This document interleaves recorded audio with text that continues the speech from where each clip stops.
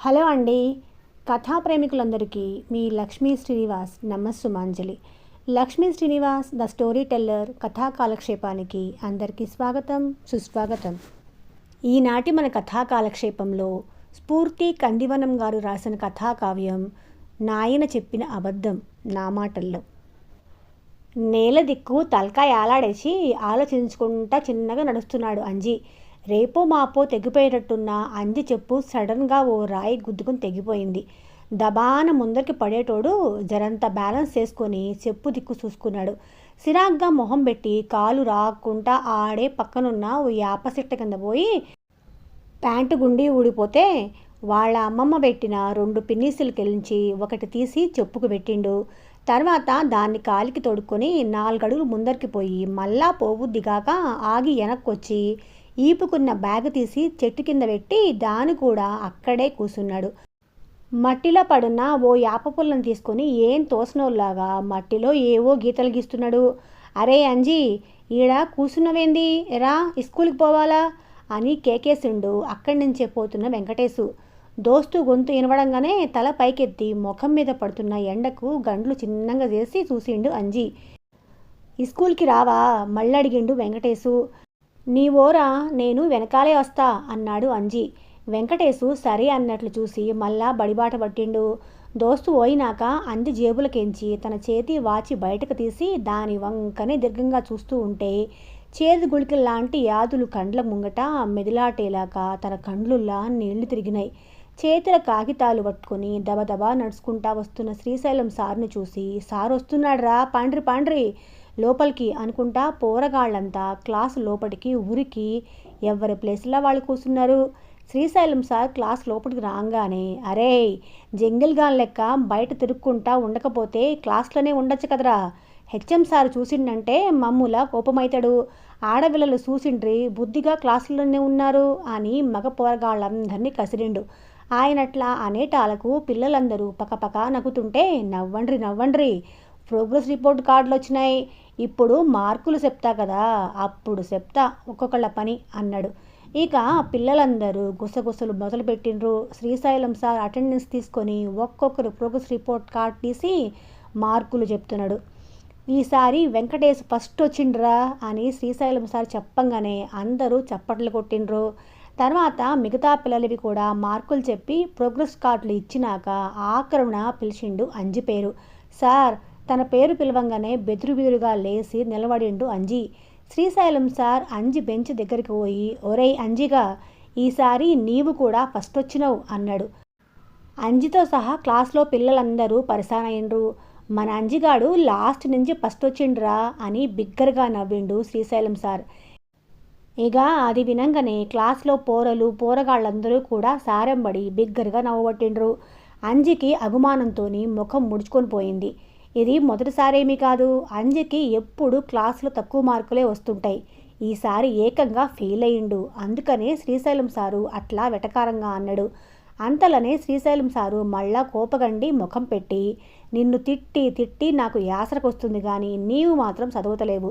మీ నాయన నిన్ను ఎట్లడన్నా చదివియాలని నీకోసం కష్టం చేస్తుంటే నీవేమో ఇట్లా చదవకుండా ఫెయిల్ అవుతున్నావు అని అంది చేతికున్న వాచి చూసి, అబ్బో మళ్ళా ఆఫీసర్లాగా చేతికి వాచి కూడానా, చదువు మీద ఖాయిష్ లేదు కానీ ఈ సోకులకి ఏం తక్కువ లేదు అన్నాడు. ఆ మాట అనగానే క్లాసులో అందరూ మళ్ళా పకపక నవ్వుతుంటే సిగ్గుతోని తలకా కిందకేసి నిలబడిండు అంజి.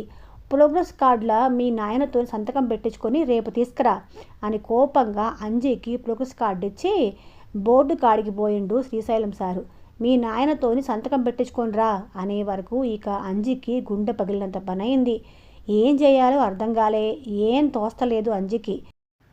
పరీక్షల్లో ఫెయిల్ అయ్యిండని తెలిస్తే తండ్రి ఎంత కరమవుతాడో అని చాలా బుగులైతుంది తనకి. ఇది ఇట్లుంటే మూలిగే నక్క మీద తాటికాయ పడ్డట్టు అసలే ఒక దిక్కు తండ్రితోని కార్డులో సంతకం ఎట్టబెట్టేయాలా అని అంజి బుగులవుతుంటే, ఈ స్కూల్ గంట కొట్టే టైంకు శ్రీశైలం సారు అంజి తండ్రి బసవయ్యను ఈ స్కూల్ కాడికి రమ్మని కౌరు పెడితే బసవయ్య సరిగ్గా అదే టైంకి వచ్చిండు. ఇంకేముంది, పెనం మీద నుంచి పొయ్యిల పడ్డట్టయింది అంజి పరిస్థితి. అంజి దగ్గరున్న ప్రోగ్రెస్ కార్డ్ తీసుకొని శ్రీశైలం సారు, ఇగో బసవయ్య, మొత్తం అన్ని సబ్జెక్టులల్లా ఫెయిల్ మార్కులే. ఇంతకు ముందున్న జర పాస్ మార్కులు వచ్చేది, ఈసారి అది కూడా లేదు. ఇట్లయితే కష్టం. పనికి పోయి ఇంటికొచ్చినాక నీవు కూడా జర టైం తీసుకొని వాడు ఎట్లా చదువుతున్నాడని అప్పుడప్పుడు చూసుకోవాలా. ఈ మధ్య స్కూల్కి డుమ్మాలు కూడా ఎక్కువైనాయి. అడిగితే ఆ పనికి పోయినా ఈ పనికి పోయినా, లేకుంటే మా అమ్మమ్మకి సుస్తయింది అని ఇట్లా అన్నీ జూటా మాటలే చెప్తున్నాడు. అందుకే సంతకం పెట్టించుకురమ్మంటే మళ్ళా ఇంకేం కథలు చెప్తాడో అని మళ్ళా నిన్ను పిలిపించిన. జరా నీవు కూడా పిల్లగాడు ఏమేం చేస్తున్నాడు, చదువుతున్నాడా లేదా, స్కూల్కి సరిగ్గా పోతున్నాడా లేదా అని కొంచెం పట్టించుకోవాలి బసవయ్య అని చెప్పి అంజి తండ్రికి మార్కులు చూపి కార్డులో సంతకం పెట్టి పంపమన్నాడు. బసవయ్య అట్టాగే సార్, ఇప్పటి నుంచి చూసుకుంటా అని వినయంగా చెప్పి ప్రోగ్రెస్ కార్డ్ తీసుకొని కోపంగా అంజి లెక్క పట్టుకొని ఇంటికి గుంజుకుపోయాడు. ఇంటికి పోగానే బసవయ్య ఆవేశంగా అంజిని తిట్టుకుంటా ఈపులు ఒగలగొడుతుంటే, అరే బసవయ్య, పిల్లగానట్లా బాధపడుతుంది, ఏమైంది అనుకుంటా ఇంట్లో నుంచి ఉరికొచ్చి అంజిని పక్క గుంజింది ముత్తవ్వ. నీవు అడ్డం రాకత్తా, జరుగు, ఇయాల వాడు సచ్చిండు నా చేతిలో అనుకుంటా ఇంగింత ఆవేశంగా ఊగిపోయాడు బసవయ్య. తిక్కగాన పట్టిందా బసవయ్య నీకు?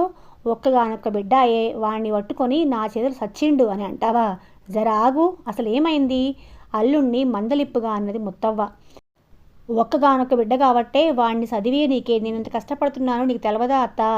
వాడేమో చక్కగా చదువుతున్నా లేడు, కనీసం ఈ స్కూల్కి కూడా చక్కగా పోతలేడట. ఈ స్కూల్లో టీచర్లు సారోళ్ళు అడిగితే రోజుకు కథ చెప్తా అంట. ఇవాళ వాళ్ళ సారు నన్ను పిలిచి ప్రోగ్రెస్ కార్డ్ చూపుకుంటా చెప్పిండు, అన్ని సబ్జెక్టులలో ఫెయిల్ అయ్యిండు. మళ్ళా ఏదో క్లాసులో ఫస్ట్ వచ్చిందో లెక్క చేతికి ఆ వాచి ఒకటి. చదువులేదు కానీ ఆ ఏతులకేం తక్కలేదు.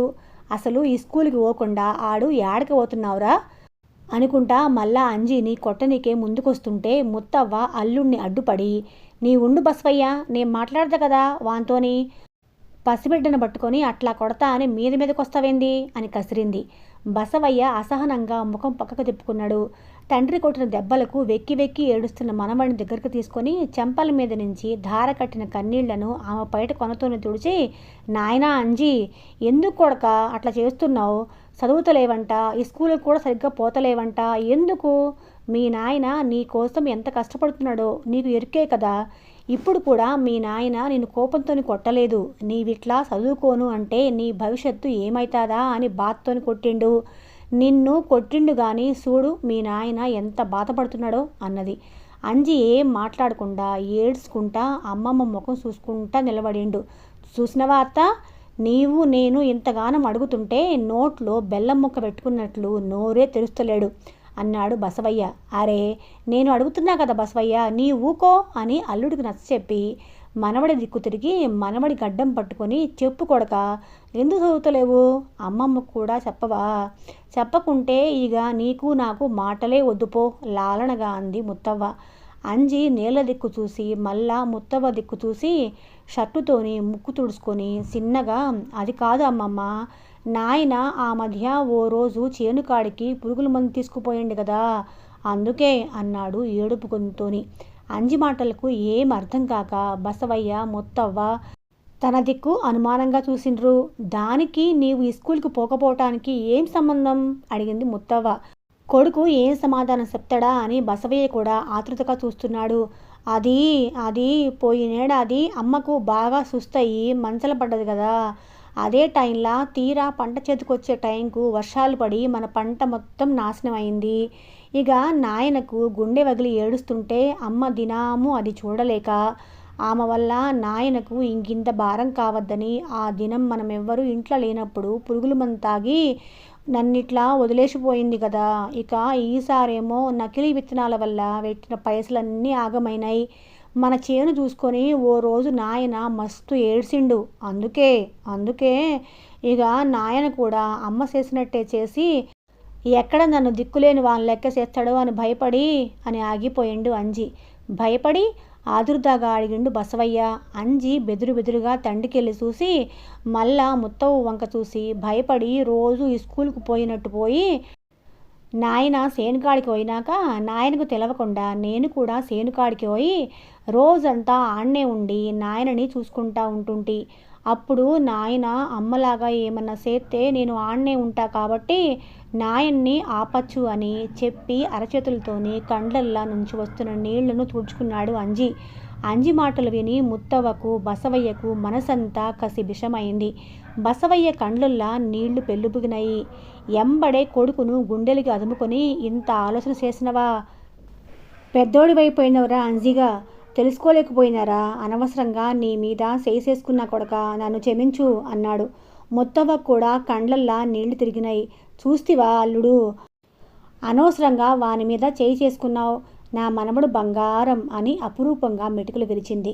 బసవయ్య చిన్నగా నవ్వి కొడుకు తలను ప్రేమగా నిమిరి, అట్లాంటి పని అస్సలు చేయను కొడక, ఎందుకంటే ఎంత కష్టం వచ్చినా నిన్ను విడిచిపెట్టి ఆడికి పోను, ఒట్టు అని కొడుక్కి మాటిచ్చిండు.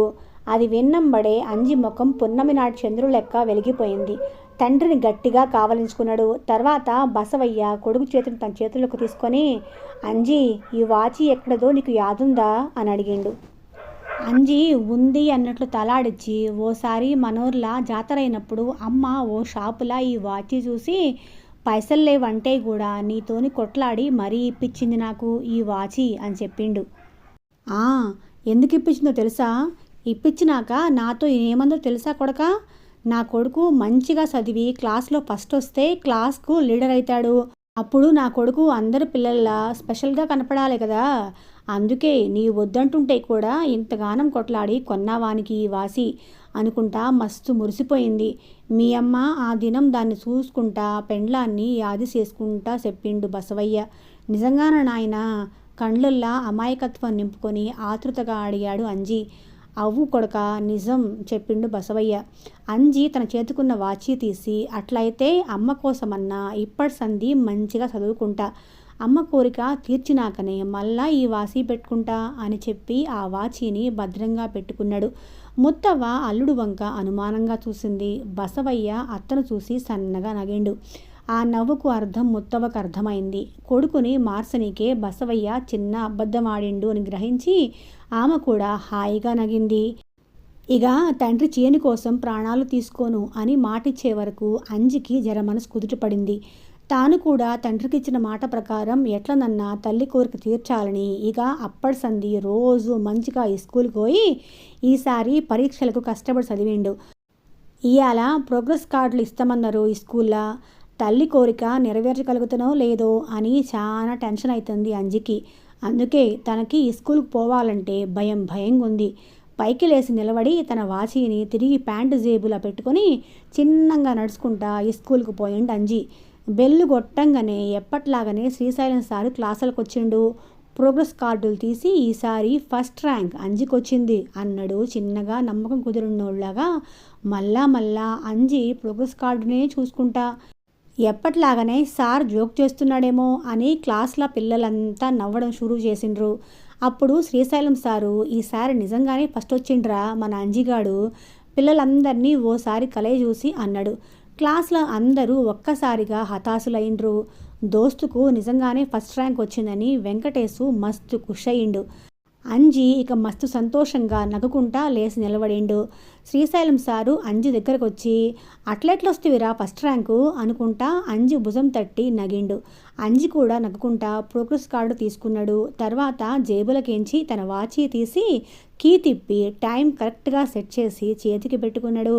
ఈ స్కూల్ బెల్లు కొట్టగానే ఊరుక్కుంటా ఇంటికి పోయి, అమ్మమ్మ, నాయనా, నేను క్లాస్లో ఫస్ట్ వచ్చినా, నేను క్లాస్ లీడర్నైనా, అమ్మ కోరిక తీర్చిన, అందుకే నా చేతికి ఇక అమ్మ ఇచ్చిన వాచి కూడా పెట్టుకున్నా, ఇప్పుడిక ఎవ్వరూ నన్ను ఎక్కిరియరు అనుకుంటా సంబరంగా ఎగుర్లాడుతుంటే కొడుకుని చూసుకొని బసవయ్యకు, మనవణ్ణి చూసుకొని ముత్తవ్వకు కండ్లు మురిసినాయి. తన నాయన చెప్పిన అబద్ధం వల్ల అంజిలో వచ్చిన మార్పుకు ముత్తవ్వ గోడకున్న కూతురు ఫోటోను చూసి తృప్తిగా నగింది. నాయన చెప్పిన అబద్ధానికి అంజి ఫలితం తెచ్చాడన్నమాట. ఇక కథ ఎలా ఉందో తప్పకుండా కమెంట్స్లో తెలియచేయండి. మన ప్రయాణం కొనసాగుతూనే ఉంటుంది. ఆ ప్రయాణంలో మీరు కూడా భాగమయ్యేందుకు మన కథలు నచ్చినట్లయితే తప్పకుండా మన ఛానల్ సబ్స్క్రైబ్ చేసుకొని మన కథలను లైక్ చేయండి. అది మనకు చాలా హెల్ప్ అవుతుంది. సరేనండి, ఉంటాను.